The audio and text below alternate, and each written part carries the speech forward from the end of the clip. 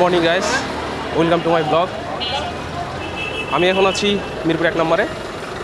আজকে হচ্ছে আমি ঢাকা শহরে পাবলিক বাসে কীভাবে চড়তে হয় এবং পাবলিক বাসে চড়ার অভিজ্ঞতা শেয়ার করবো আপনাদের সাথে। এখান থেকে আজিমপুর, তারপর পুরান ঢাকা, এসব অনেক বাস যায়। তো এখান থেকে আমি পুরান ঢাকার উদ্দেশ্যে যাব। অনেকগুলো বাস আছে, এর মধ্যে হচ্ছে দিশারি বাসে আমি হচ্ছে যাব। পুরান ঢাকা যাওয়া যাবে বাবু ব্রিজ।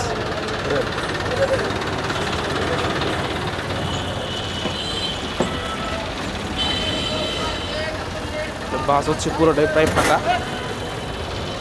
একটু সামনে বসেও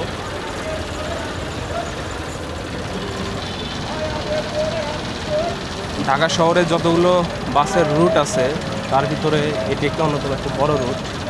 এটি মিরপুর 1 হয়ে, এরপর ধানমন্ডি হয়ে, কলাবাগান হয়ে, সায়েন্স ল্যাব হয়ে, শাহবাগ হয়ে, মতিঝিল হয়ে, এরপর পুরান ঢাকা বাবু ব্রিজ এবং বাবু ব্রিজ পার হয়ে এটা যায়।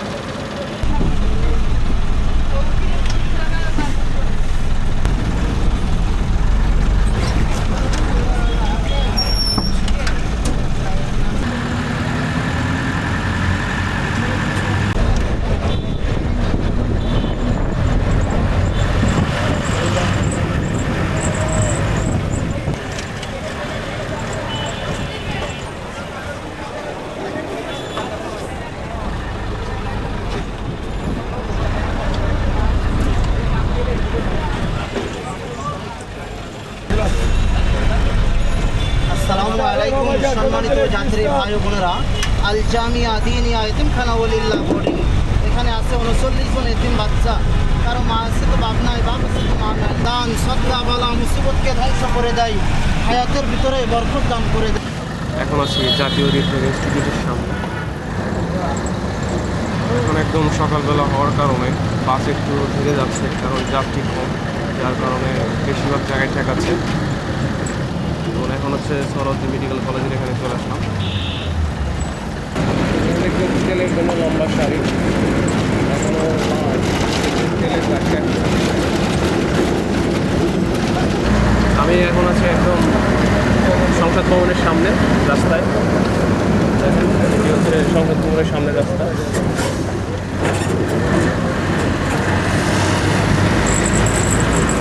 ওইখানে ছোটো বাচ্চারা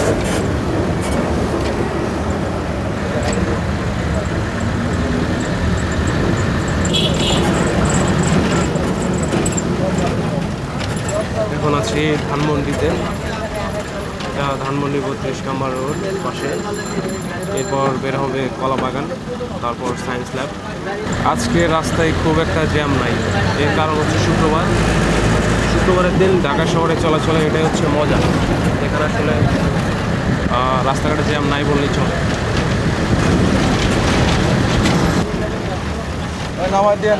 মহিলা আছে। এটা হচ্ছে আনোয়ার খান মডার্ন হসপিটাল। এটা ধানমন্ডির একটা বিখ্যাত হসপিটাল।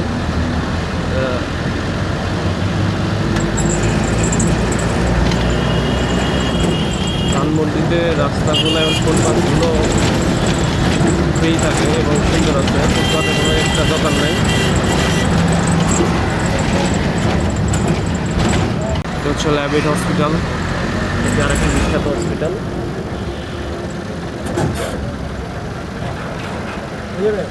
এটি বাংলাদেশের মধ্যে বিশ্বস্ত এবং উন্নত চিকিৎসাদানের জন্য বিখ্যাত।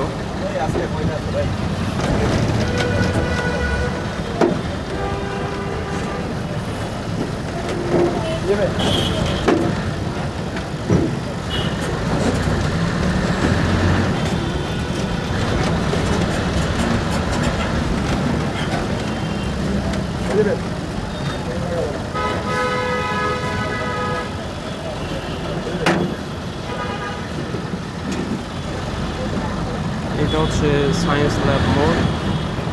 আমরা এখন সায়েন্স ল্যাব মোড় পার হলাম। সামনে হচ্ছে শাহবাগ।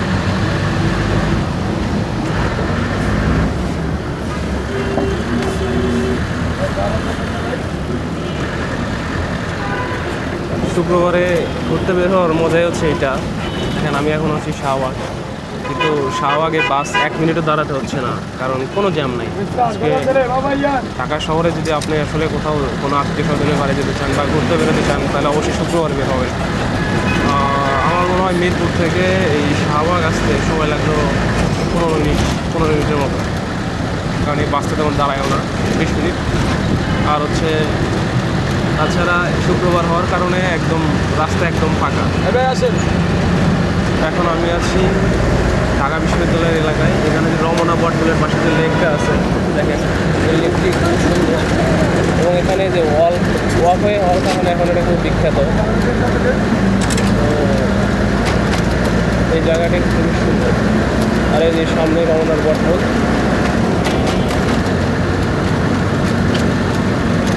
ঢাকার মধ্যে এই এলাকাটা একটু ইউনিক, এখানে সবসময় গাছ সারিতে করা।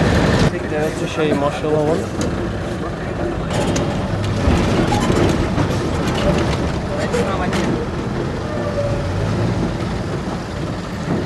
এখন আমি আছি পল্টনে, এটি হচ্ছে সচিবালয় পার করে একটু সামনে আসলে এই নয়া পল্টন। এগুলো ঢাকা শহরের পুরাতন ঐতিহ্য ধারণ করে। এই সামনে হচ্ছে স্টেডিয়াম,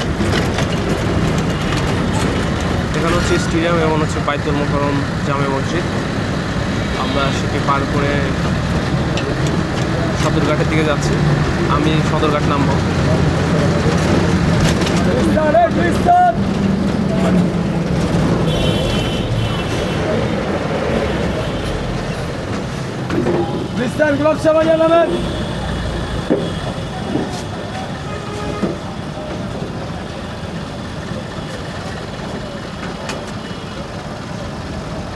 গুলিস্তান হচ্ছে পাবলিক ডিমান্ডেবল এলাকা।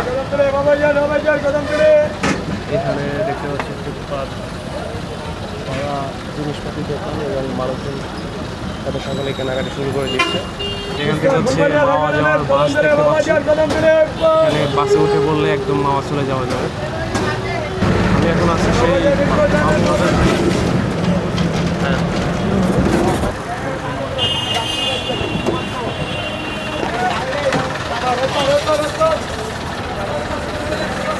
আমি এখন নামলাম হচ্ছে বাবুবাজার ব্রিজের উপরে, এখানে সদরঘাট চলে যাওয়া যায়।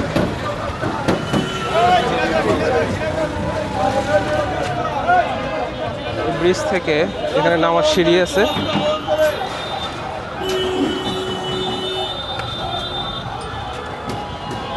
এটা হচ্ছে সদরঘাট, পুরান ঢাকা।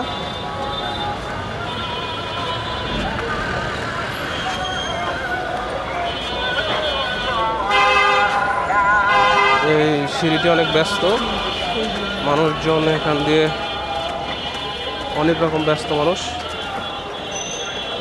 এখানে পোলাপান ফুটবল খেলতেছে, বাহ।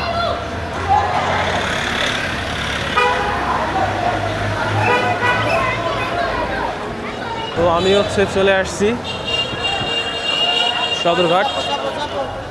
এই দেখতে পাচ্ছেন এখানে লঞ্চ দেখা যাচ্ছে।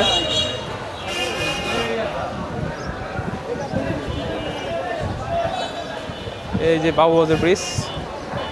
তো আজকের এই ব্লগটি এই পর্যন্ত ছিল, আশা করি ভালো লেগেছে আপনাদের। আপনারা সবাই চ্যানেলটি সাবস্ক্রাইব করে দেবেন। ধন্যবাদ।